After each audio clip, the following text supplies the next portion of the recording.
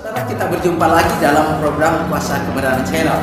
Saudara, pada saat ini kita akan membahas pertanyaan yang diajukan minggu lalu, di mana saudara pertanyaannya adalah bagaimana orang yang tidak percaya apakah dapat diselamatkan?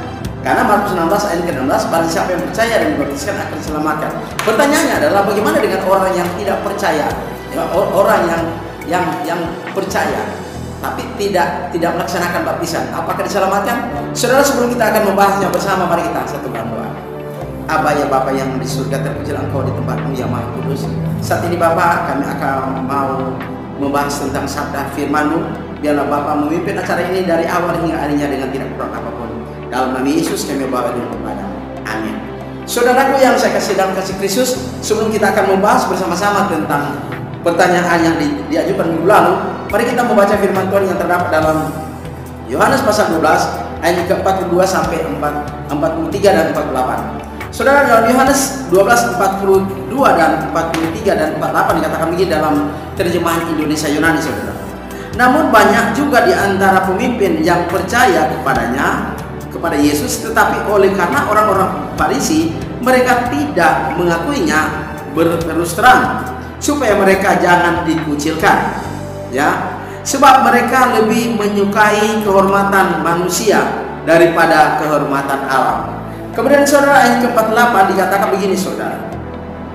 Siapa saja yang menolak aku, Yesus katakan, dan tidak menerima perkataanku, ia sudah ada hakimnya, yaitu firman yang telah kukatakan, itulah yang akan menghakiminya pada akhir zaman. Saudara, topik kita pada saat ini adalah iman dan baptisan adalah bagian hidup kekal di dalam Injil. Sekali lagi, judul kita iman dan baptisan adalah bagian hidup kekal dalam Injil. Saudaraku, tujuan daripada topik ini mengajarkan kepada kita manusia bahwa kalau kita hanya percaya dan tidak percaya saja, maka kita tidak dapat diselamatkan dan Injil tidak mampu menyelamatkan kita. Saudaraku yang saya kasih dalam kasih Kristus, pertanyaan minggu lalu adalah dikatakan begini dalam Markus 16 ayat ke-16, kan dikatakan begini, barang siapa yang percaya dan dibaptiskan akan diselamatkan. Pertanyaannya, saudara, bagaimana orang yang percaya tetapi tidak mau dibaptis, apakah dapat diselamatkan? Saudara, bagaimana perjanjian baru menjelaskan ini? Saudara, sebelum kita akan membahas bersama-sama pertanyaan ini, mari kita mendengarkan pendahuluannya. Saudara, kata percaya dalam bahasa Yunani adalah pisteusas. Pisteusas artinya dari akar kata pisteo, yang artinya percaya, meyakini, dan mempercayai. Kepada saudara, kata baptis dalam Markus 16 ayat ke-16 itu dengan kata aslinya baptistes. Baptises artinya akar kata kerjanya dari baptizo. Baptizo artinya immerse dalam bahasa Inggrisnya, yang artinya dibenamkan, dicelupkan ke dalam air. Nah, saudara, kita akan membahas bersama bagaimana orang yang percaya. Pertanyaan yang akan kita bahas pada saat ini, bagaimana orang yang percaya tapi tidak mau dibaptis, apakah dapat diselamatkan? Saudara, ada 4 jawaban perjanjian baru. Yang pertama, saudara, dalam Yakub pasal 2 ayat ke-22, bahwa iman dengan perbuatan sudah bekerja bersama-sama, sehingga dengan perbuatannya itu maka iman menjadi sempurna.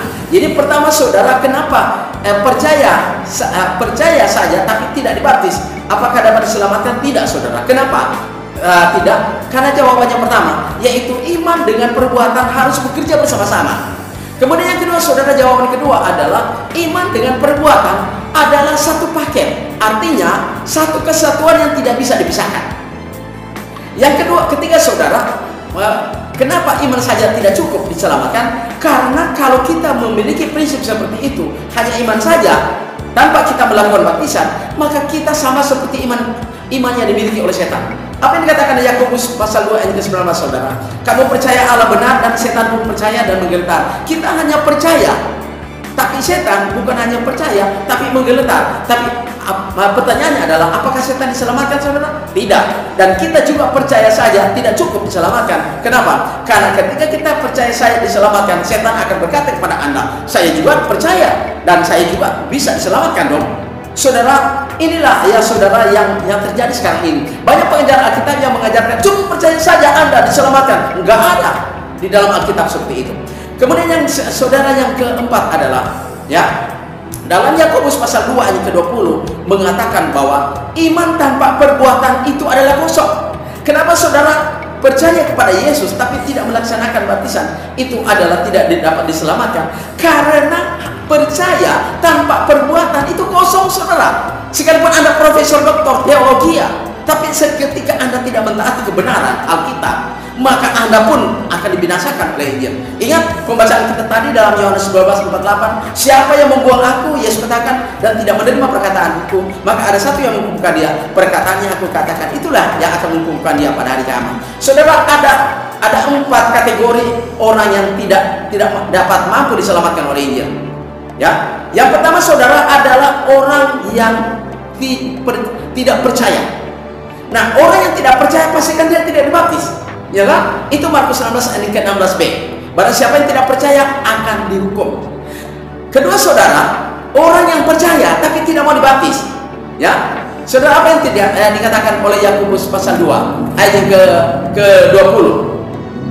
Iman tanpa perbuatan kosong. Jadi Anda bisa percaya Yesus, tapi ketika Anda hanya mengharapkan percaya tapi tidak melaksanakan baptisan Yesus masuk dalam air, yaitu baptisteis masuk dalam air, maka Anda tidak bisa mampu diselamatkan oleh Injil. Karena iman dan perbuatan itu satu kesatuan yang tidak bisa dipisahkan. Yang ketiga saudara adalah ya, orang yang percaya tapi tidak anti baptisan Kristus. Sekali lagi saudara, orang yang percaya tapi anti baptisan Kristus. Bagaimana kalau orang percaya? Orang percaya itu tapi dia tidak mau dibaptis, artinya anti baptisan Kristus. Dia tidak bisa mampu. Injil tidak bisa mampu saudara menyelamatkan dia. Ya. Saudara, yang keempat adalah orang yang mengucap Roh Kudus. Ya. Orang yang mengucap Roh Kudus tidak bisa diselamatkan. Kenapa? Karena dia mengucap Roh Kudus, dan orang yang mengucap Roh Kudus adalah dosa yang tidak bisa diampuni. Kemudian berikutnya saudara, orang yang tidak mau bertobat. Orang yang tidak mau bertobat saudara, orang yang tidak mampu diselamatkan oleh Injil.